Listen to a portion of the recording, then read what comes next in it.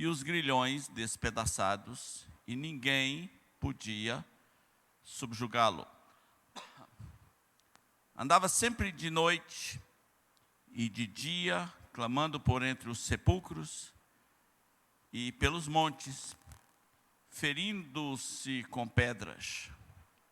Quando de longe viu Jesus, correu e o adorou, exclamando com alta voz: que tenho eu contigo, Jesus, Filho do Deus Altíssimo? Conjuro-te por Deus que não me atormentes.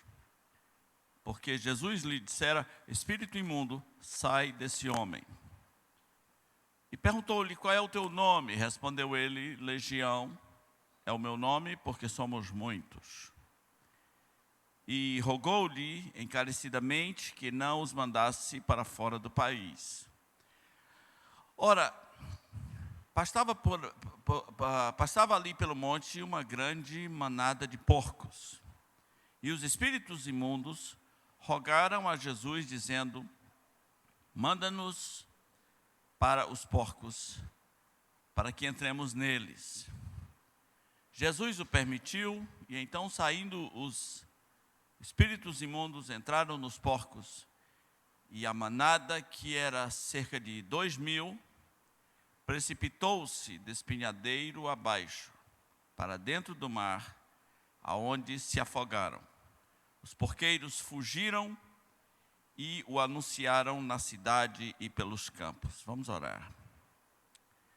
Senhor nosso Deus, nós precisamos de graça do Senhor para refletirmos sobre coisas que às vezes nem gostaríamos que estivessem registradas nas Escrituras, que às vezes nos recusamos a acreditar que faz parte da realidade de tanta gente, de tantas famílias. Por isso pedimos graça, misericórdia, que o Senhor derrame sobre nós a compreensão das aplicações da Tua Palavra de maneira nova e forte para cada um de nós. Pedimos em nome de Jesus. Amém. Amém, irmãos. Então, texto forte. Um encontro barra pesada. Um homem endemoniado, demônio por nome de Legião, que são muitos, tem esse encontro com Jesus e é liberto. E quando ele é liberto, ele queria ficar com Jesus, mas Jesus manda que ele vá para os seus, para a sua casa, que ele fale para os seus o que Jesus Cristo fez com ele. Aquele homem se alimentou, aquele homem vestiu roupas novas e foi embora, tão impactado pelo que aconteceu, que anunciou numa região chamada Decápolis. É uma região de 10 cidades, um trecho de 10 cidades. E parece que virou um pregador impactante, porque a Bíblia diz que todos se admiravam agora do anúncio, da proclamação, da pregação que esse jovem começou a fazer. Porém, eu queria refletir com os irmãos sobre ou debaixo do seguinte tema: vitórias de Satanás. O texto é de uma cena feia, uma possessão demoníaca do mais alto nível que nos assusta. Um homem que quebra correntes. Correntes são para as mãos, cadeias são para as mãos, grilhões são para os pés. Ele quebra tanto um quanto o outro. Mas a passagem de Jesus por esse lugar faz a coisa parecer o encontro de dois exércitos inimigos. Na verdade, a Bíblia usa essa expressão, saiu ao seu encontro. Logo que desembarcou, sai ao seu encontro esse homem de espírito possesso. Possessão é um assunto que sempre vai trazer debates. Nem tudo que é chamado de possessão é possessão. Aquelas possessões da televisão, por exemplo, a maioria é indução. A pessoa meio que em transe é induzida a dar as respostas que o seu entrevistador está querendo. São as mesmas vozes, os mesmos tons de vozes, a mesma missão, as mesmas perguntas idiotas, do tipo, como é teu nome? E aí a pessoa vai dar um nome, não um nome bíblico, mas um nome que culturalmente ele já ouviu em algum lugar. E sempre os mesmos. Exu Caveira, o que mais? Do jeitinho que a Bíblia ensina, né? Exu do Lodo, Exu Tranca-Rua. Não passa de uns 5, é só uns 5 demônios que frequentam esses lugares, e as pessoas dizem o que culturalmente estão acostumadas a ouvir. É uma hipnose meio safada. Isso não quer dizer que não haja possessões reais. Mas quando eu falo de perguntas idiotas, o que tu quer nessa vida? O que o demônio quer na vida? Essa pergunta é boba. Eu quero mandar flores.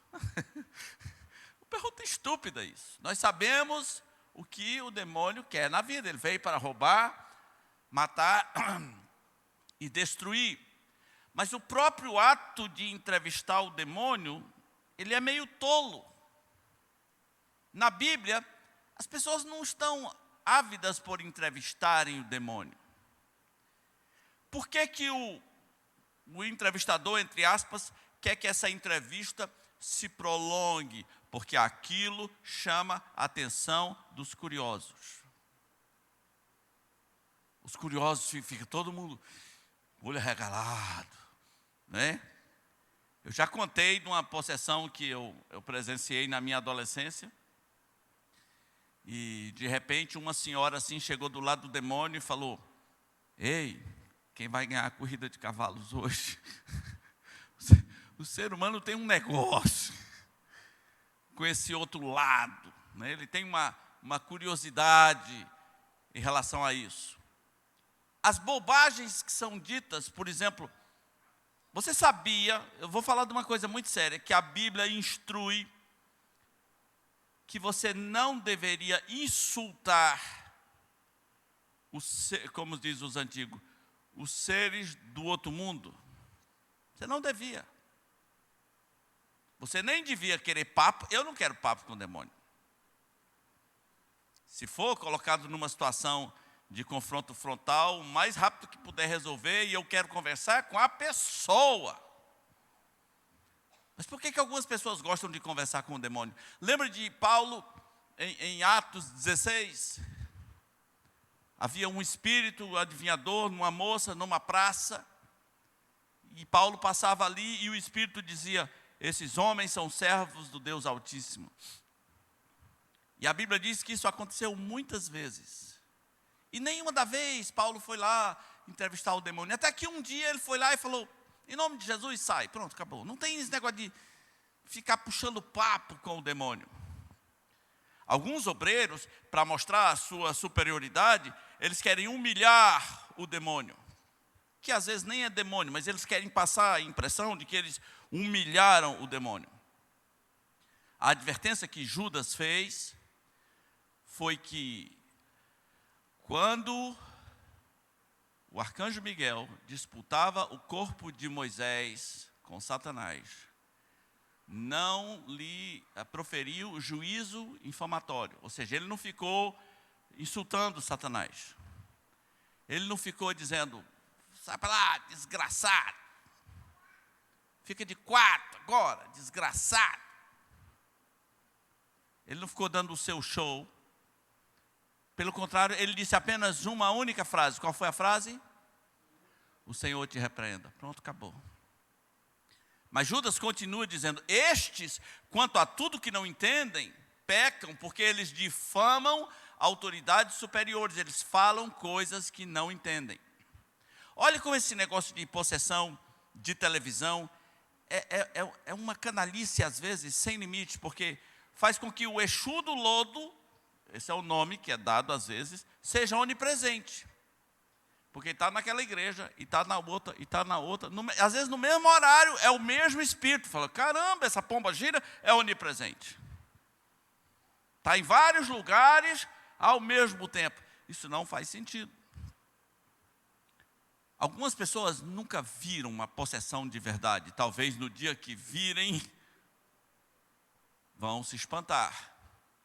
Talvez no dia que virem, vão se espantar. Aqui era uma possessão real. Aqui não é brincadeirinha de auditório. Aqui não precisa falar com voz grossa, do tipo, eu sou o Exu qualquer coisa. Não, aqui é verdade. Consegue imaginar isso? O demônio quebra correntes. Correntes nas mãos e grilhões nos pés. Meus irmãos, por incrível que pareça, há demônios muito violentos. Tem muitas lendas sobre demônios. Uma delas é que o demônio necessariamente é violento. Não necessariamente. Quando as pessoas ouvem falar de uma possessão demoníaca, pensam que foi uma mocinha que enfrentou 12 homens com a sua força. Não necessariamente. Porque apesar de haver demônios violentos, não necessariamente os mais violentos são os mais perigosos. Talvez nesse mundo os mais perigosos são os mais calmos. Aqueles que falam politicamente correto. Aqueles que atraem a classe média alta. Aqueles que atraem gente que tem medo de ir em terreiros barra pesada e preferem uma sessão mais light. Talvez esses sejam os mais perigosos.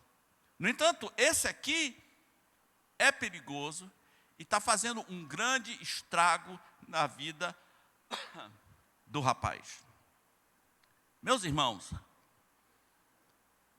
quero pensar sobre o tema vitórias de Satanás. Muitas vitórias Satanás teve sobre a vida dessa pessoa.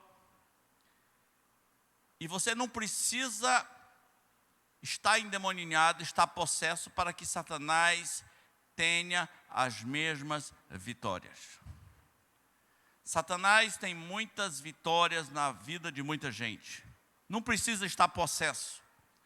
Paulo disse em 2 Coríntios capítulo 2, versículo 11, para que Satanás não tenha vantagem sobre nós. Sim, sem possessão, sem nada. Não precisa quebrar corrente, não precisa se cortar, não precisa ir para o cemitério. Paulo disse para que Satanás não tenha vantagem sobre nós. Essas vantagens eu vou chamar aqui de vitórias. Sim, Satanás tem tido muita vitória. Qual foi o contexto em que Paulo disse para que Satanás não alcance vantagens sobre nós? Sabe qual era o contexto? Perdão. 2 Coríntios, capítulo 2, aquele jovem de 1 Coríntios 5, que foi excluído da igreja e agora voltou arrependido, e Paulo diz, receba esse irmão, receba, perdoe. Basta o que ele já passou, perdoe ele para que Satanás não alcance vantagem sobre nós. Na área de perdão, quanta gente tem sido derrotado? Satanás tem alcançado vantagens. Mas, nesse texto aqui, é um texto que não é muito comum no Velho Testamento, é mais comum do Novo. A passagem de Jesus sobre a terra talvez provoque a manifestação dos demônios. a gente precisa pensar assim, o que os judeus contemporâneos de Jesus pensavam sobre esse demônio? Qual a origem dos demônios? Acredite, não é um tema fácil. Ninguém resolve só com Ezequiel 14, Ezequiel 28, Isaías 14. Não é um tema fácil. O judaísmo não é o cristianismo. Há muita cegueira no judaísmo. E eles tinham um pensamento sobre espíritos dessa natureza. Eles achavam que eram espíritos de mortos que estavam vagando. Há tanta cegueira no judaísmo que em alguns momentos se aproxima mais do espiritismo do que do cristianismo. A fé cristã veio colocar um basta nisso. Os antigos cristãos, especialmente Tertuliano, se esforçaram para dizer, não são espíritos de mortos, são espíritos demoníacos. Para o mundo, Satanás tem alcançado essa vitória, tem se manifestado e feito as pessoas pensarem que são espíritos dos mortos. A Bíblia até diz que nos últimos dias muitos darão ouvidos a espíritos enganadores. Mas, para quem conheceu Jesus, que vantagens, que vitórias Satanás pode estar desfrutando na vida? Que lugar é esse? Porque chama-se Gadara ou Gerasa, e nós ficamos sabendo que é meio que na beira do mar. Quando chegaram na outra margem do mar, a terra dos Gerazenos. Porto é complicado. Beira do mar, beira de praia, é muito, muito, muito complicado. Mas esse ambiente aqui é mais complicado ainda, porque estava se tornando um ambiente pagão. E pessoas que moravam nesta cidade começaram a se submeter aos paganismos desse ambiente. E essa é uma das primeiras vantagens que Satanás tem alcançado sobre a vida de muita gente. A força do ambiente está tendo vitória sobre você. Olha como esse ambiente é nocivo. Eles são judeus, não é? Judeus pode comer porco, sim ou não? Por que esses aqui criam porcos? São judeus que criam porcos. Estão cada dia se afastando mais da sua tradição judaica, do seu conservadorismo judaico. Na aliança com os judeus, incluía que eles não deveriam comer porcos. Aliás, eu sempre gosto de mencionar que o Novo Testamento libera para você comer o que você quiser. O Novo Testamento não tem grilo. E quando algumas pessoas falam, mas o porco é imundo, eu digo, olha, o que eu compro lá do supermercado toma mais banho do que você, tá? O que eu compro, ele toma 3 vezes por dia, vive no ar-condicionado, é vacinado, toma mais banho do que a maioria dos meus amigos. Mas imagine o porco desses dias, né? Esses porcos aqui, criados de qualquer jeito. Quando você vai num lugar que você desconfia que tem um vizinho criando porcos, não é? Aí você faz assim. Aí o vento dá, assim, né? Já teve essa experiência? O vento dá e vem aquele odor de... aquele odor de porco pesado, né? Esses homens criaram, era um ambiente pagão em muitos sentidos. Irmãos, há ambientes pesados. E não precisa criar porco lá. Você tem que ter essa percepção. Aqui está pesado. Talvez os porcos lá são de duas pernas, né? São bípedes. Você tem que ter essa percepção. Este ambiente aqui é pesado e eu não posso me deixar dominar por este ambiente. Eu não posso me transformar nesse ambiente. Às vezes, o ambiente pode ser o mais elegante possível, é pesado. Primeira vez que eu passei em Brasília, que eu fui lá na Praça dos Três Poderes, que eu fui ver a estátua do Juscelino, que eu fui nas instituições, mas eu olhei para aquilo e eu pensei, é pesado aqui. É muito pesado, é pesado. É elegante, não é? Todo mundo engravatado, todo mundo chegando de carro elegante, mas é muito pesado. Tramóias, trapaças, ódio, projetos escusos, gente que tem influência sobre aquelas pessoas, gente que você nem imagina. Gente que você nem imagina. Aqui na igreja tem uma pessoa que ficou sendo um tempo discipulado para entrar na fé Bahá'í, no Bahá'ísmo, que é uma dissidência do islamismo com um Messias, um profeta novo chamado Baha'u'lláh. E um tempo depois, eu fiquei assustado ao saber de como a fé Bahá'í tinha influência ali no Congresso Nacional, invisível, sem que você faça nem ideia.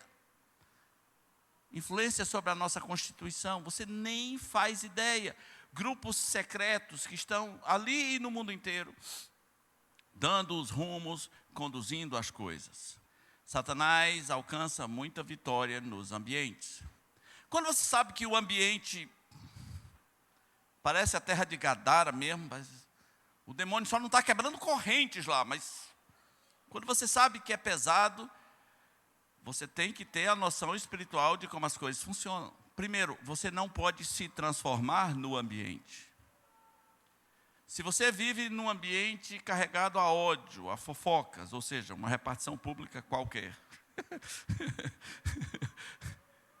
Se você vive num lugar assim, peça graça a Deus.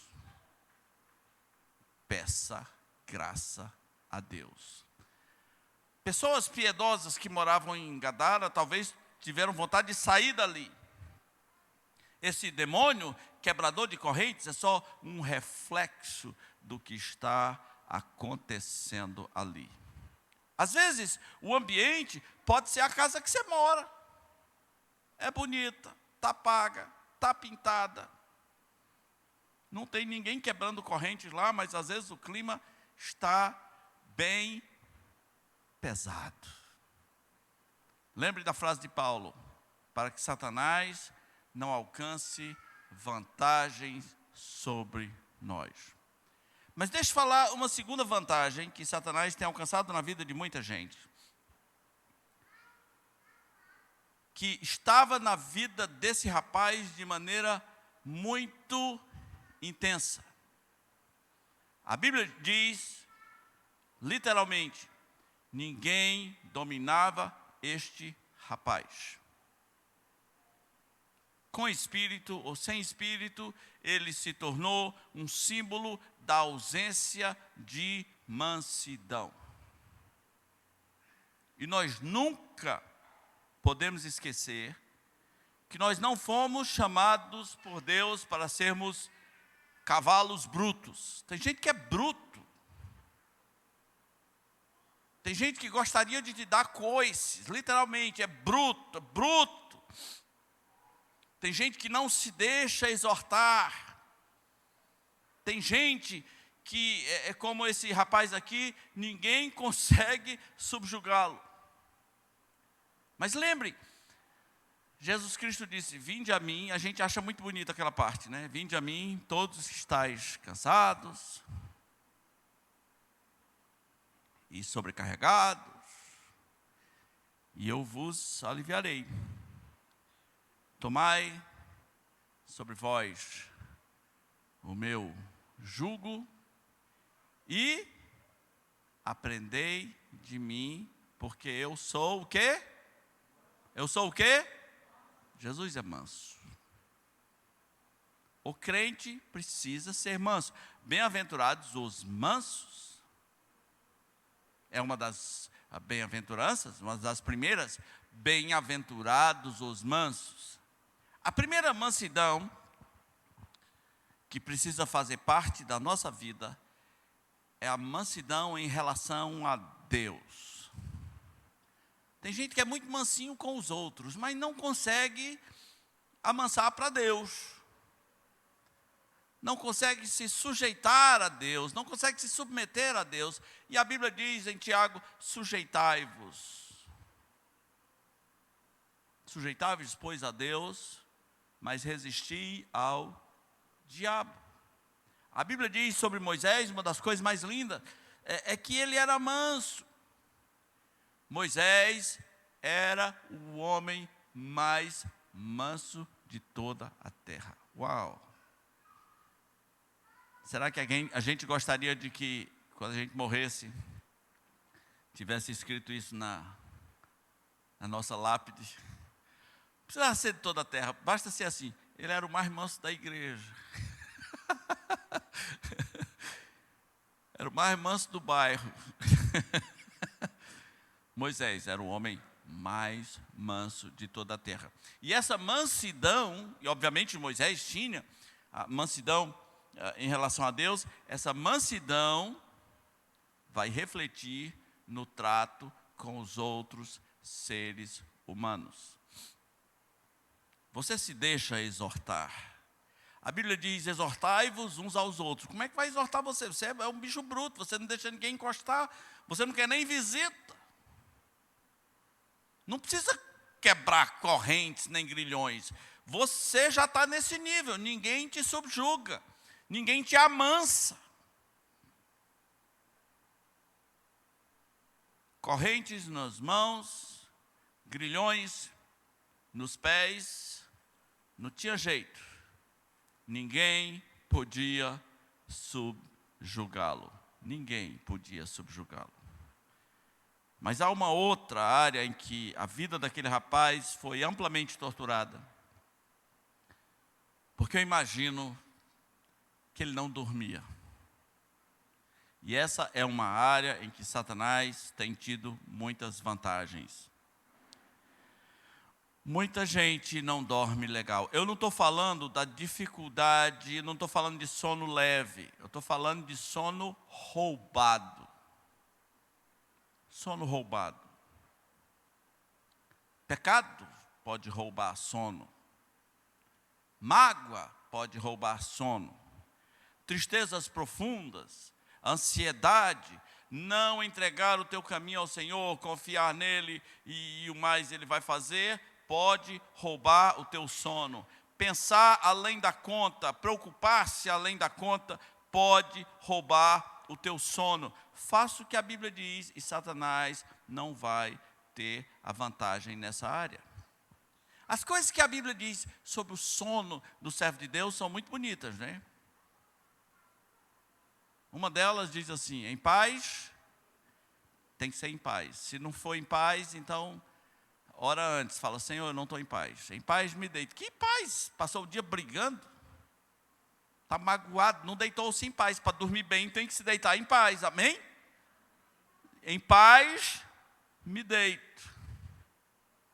Tem que deitar-se em paz. A Bíblia diz, não se ponha o sol sobre a vossa ira. Para dormir, tem que se deitar em paz. Em paz, me deito. A Bíblia podia ser mais clara para você, você quer que desenhe? Em paz, me deito. De maneira que se eu vou me deitar e não estou em paz, eu preciso pedir ao Deus da paz que encha o meu coração com a sua paz. E se essa ausência de paz tem a ver com meus erros, com meu pecado, eu devo confessá-los, eu devo dormir leve, em paz, me deito e logo, é logo, gente. Não é bonito isso não? Você não acha bonito não, assim? Em paz me deito e logo. Não é? Você pode até recitar antes de dormir assim, tipo, em paz me deito logo. É logo. Logo, eu sei que alguns têm mais facilidade do que outros, e sei que alguns são problemas até médicos, mas se não é isso, então o que é? Talvez é porque você não deita em paz, aí não vai dormir logo. Essas ansiedades também, essas preocupações, são pecados. A Bíblia diz que nós devemos estar nos livrando dessas coisas para que o Deus da paz guarde o nosso coração. Esse negócio de pensar demais, sobre qualquer coisa, até sobre filho. Vê se faz sentido alguém que vai dormir e ficar pensando, meu Deus, se eu morrer, o que vai ser dos meus filhos? Vai viver tua vida, do teu filho cuida Deus. Primeiro, que um dia você vai morrer. Você vai morrer. Não é se eu morrer, é quando.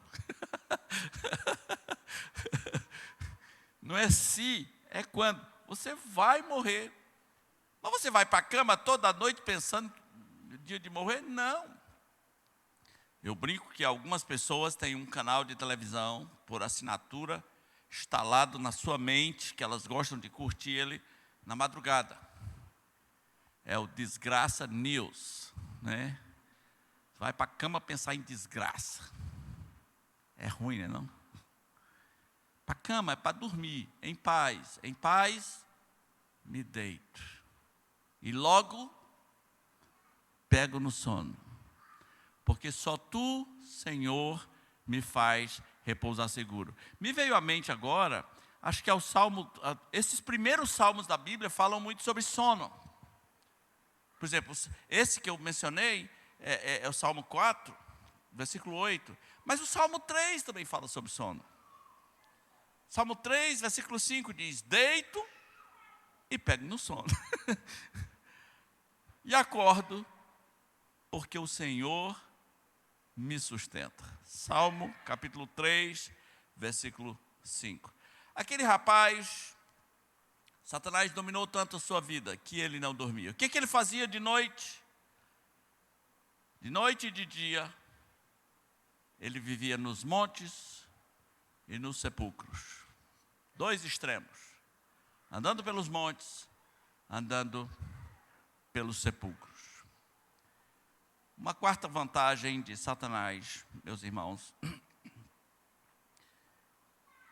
curiosamente, tem a ver com memórias. Por que tanta ênfase em sepulcro nesse texto? Talvez o Espírito Santo esteja nos ensinando aqui algo muito profundo. Porque na cultura em que da língua em que a Bíblia foi escrita, cultura e memória são quase, sepulcro e memória são quase a mesma palavra. Existe aqui um trocadilho com a palavra sepulcro. É a palavra mnemos. Tem uma deusa grega com esse nome, mnemos.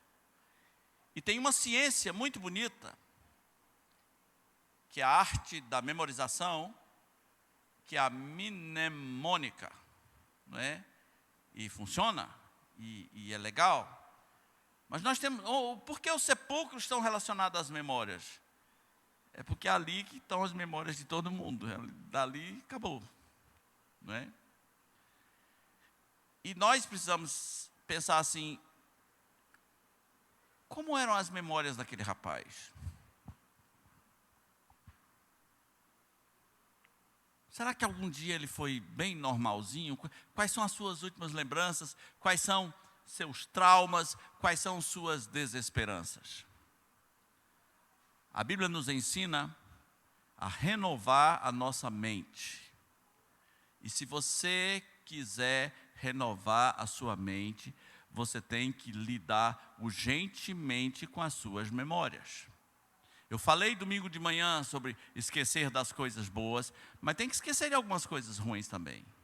Esquecendo-me das coisas que para trás ficam e avançando. Tem gente que fala, eu não tenho boa memória, mas para as coisas ruins do passado, a memória está fresquinha, que é uma beleza. Velhas memórias.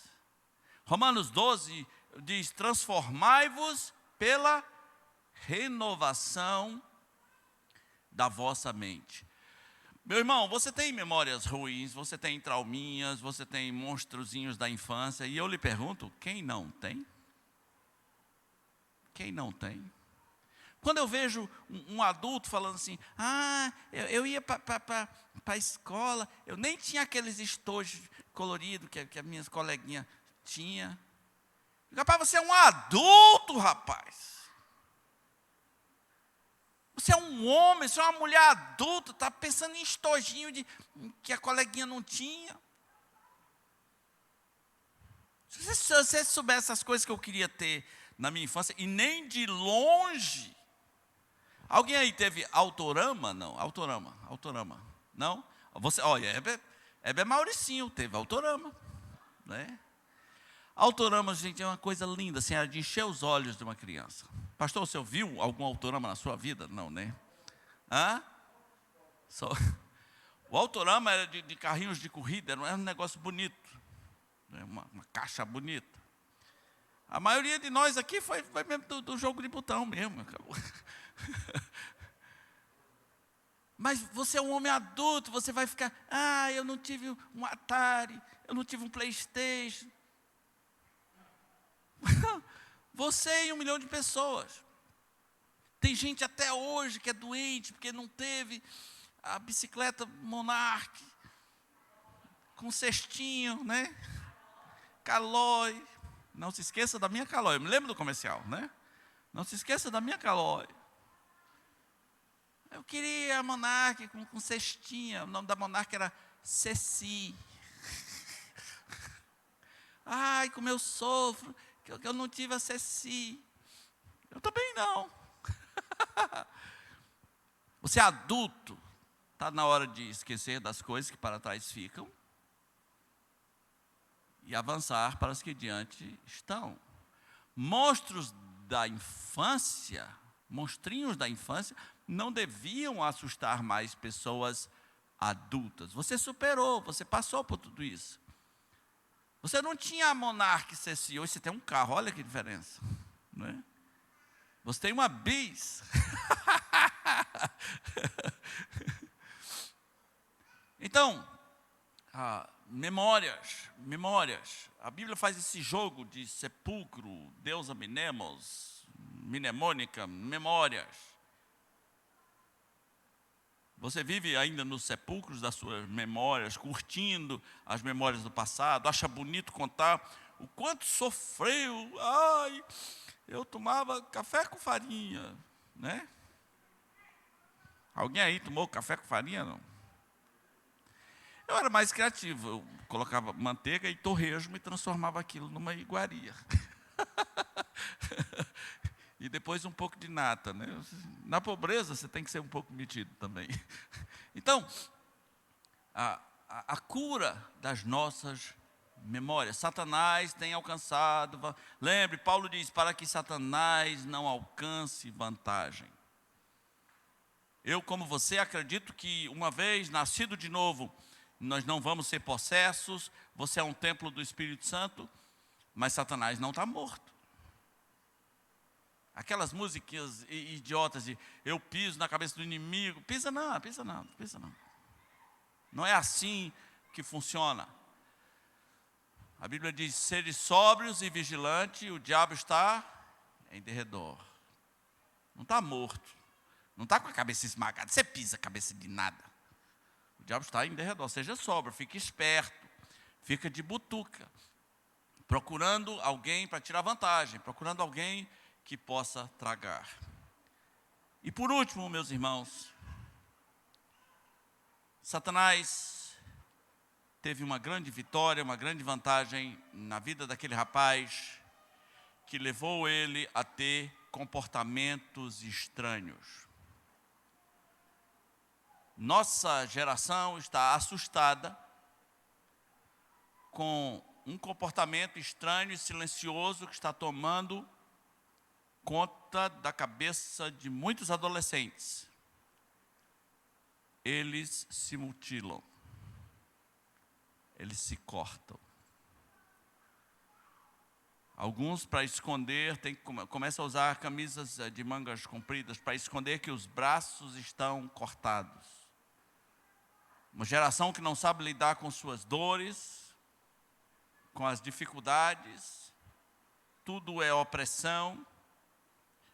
Uma geração que idealiza demais o mundo. E eu não falo só de adolescentes. Outro dia eu estava falando sobre um rapaz, jornalista de 30 anos, que acordava tendo crises de ansiedade porque pensava na Amazônia. Ai, está queimando. Sim, está queimando quase toda semana. E nunca pega fogo por inteiro. Uma vez o maluco do nosso presidente falou assim: a Amazônia não queima. Aí os meus filhos são bombeiros. Eu perguntei assim: é verdade? Ele falou: é verdade. Quem queima é mata secundária, é fazenda, é pasto. Mas a floresta é úmida, é muita água, o fogo para. O fogo para. E o rapaz lá em São Paulo, com crise de ansiedade, porque vai se acabar tudo. É claro que nós temos que cuidar da floresta, ninguém deve queimar a mata. Mas do nada acontece um incêndio, do nada. Sol, os galhos esfregando um no outro e de repente, fogo. E aí você vai morrer agora? Você vai se cortar? Esse rapaz se cortava, sim. E muito, e muito, e muito. A Bíblia diz, olha comigo, versículo 5, andava sempre de dia e de noite, clamando por entre os sepulcros e pelos montes, e ferindo-se com pedras. Era o que ele tinha para se cortar. Cuidado. Adolescente se cortando não é nada romântico, não é bonito. E pode ser sintoma de alguma coisa. Dificilmente você vai ver se cortando alguém que tem que batalhar muito. Alguém que é treinado na batalha. Todas as pessoas que eu conheci que se cortaram eram pessoas que tinham tudo nas mãos. Pessoas que os pais não lhe negam nada. Pessoas que não sabem conviver com o não. E aí, diante das primeiras frustrações da vida, eu odeio minha família. Eu vou me cortar. Eu vou me matar. Dizer não, muitas vezes, pode ser um ato de amor. Quantos e quantos famílias Satanás não tirou vantagens porque só havia o sim. Eu quero um celular novo, sim. Agora eu quero outro, sim. Eu quero isso e mais isso, sim. E também eu quero isso, sim. Eu quero fazer uma tatuagem. No meu caso eu diria, quando você puder pagar, você faça, porque eu não vou pagar. Mas sim, sim, sim, sim. Tudo é sim, tudo é sim. E quando a vida lhe der os primeiros nãos, esses seres humanos fracos não sabem o que fazer, a não ser se cortar. É uma vantagem de Satanás sobre essa geração. Meu irmão, quem nasceu de novo, a Bíblia diz: o maligno não lhe toca. Em sentido espiritual, nós temos absoluta crença nisso. Mas quantas vantagens Satanás está tendo sobre a vida de tanta gente? Pedro andava com Jesus. E Pedro um dia falou uma besteira tão grande que Jesus disse: cala a boca, Satanás. Não era uma possessão, não estava quebrando corrente, não estava se cortando, era um papo reto. Mas era Satanás. A gente não é tão espiritual assim, né? A gente não tem coragem de dizer para um marido ou para uma esposa: cala a boca, Satanás. Vai dar divórcio. Imagina você dizer para uma sogra: cala a boca, diabo. Você não vai rolar. Não vai rolar, né? Mas pense. Agora, aquele rapaz foi liberto. E se você foi liberto, você tem que ter os frutos que ele teve. E qual foi? Ele queria seguir Jesus, esse era o primeiro fruto. Ele queria estar com Jesus, versículo 18.